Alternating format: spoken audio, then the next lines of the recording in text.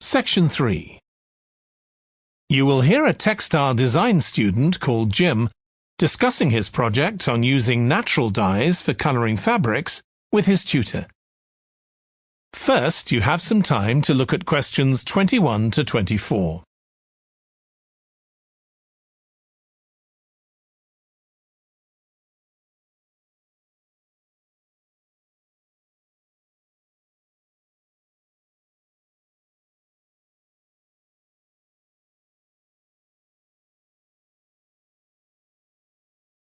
Now listen carefully and answer questions 21 to 24.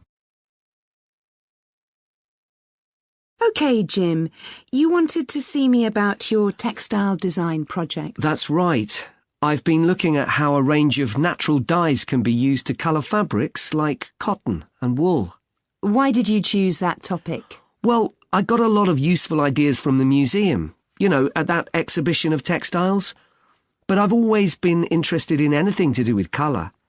Years ago, I went to a carpet shop with my parents when we were on holiday in Turkey, and I remember all the amazing colours. They might not all have been natural dyes. Maybe not, but for the project, I decided to follow it up. And I found a great book about a botanic garden in California that specialises in plants used for dyes. OK, so in your project, you had to include a practical investigation. Yeah. At first I couldn't decide on my variables. I was going to just look at one type of fibre, for example, like cotton. And see how different types of dyes affected it? Yes. Then I decided to include others as well. So I looked at cotton and wool and nylon. With just one type of dye? Various types, including some that weren't natural, for comparison. OK. So I did the experiments last week. I used some ready-made natural dyes. I found a website which supplied them. They came in just a few days, but I also made some of my own. That must have taken quite a bit of time. Yes. I thought it'd just be a matter of a teaspoon or so of dye, and actually that wasn't the case at all.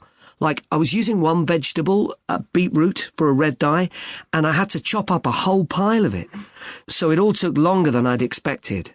One possibility is to use food colourings. I did use one. That was a yellow dye, an artificial one. Tartrazine? Yeah, I used it on cotton first. It came out a great colour. But when I rinsed the material, the colour just washed away. I'd been going to try it out on nylon, but I abandoned that idea. Were you worried about health issues?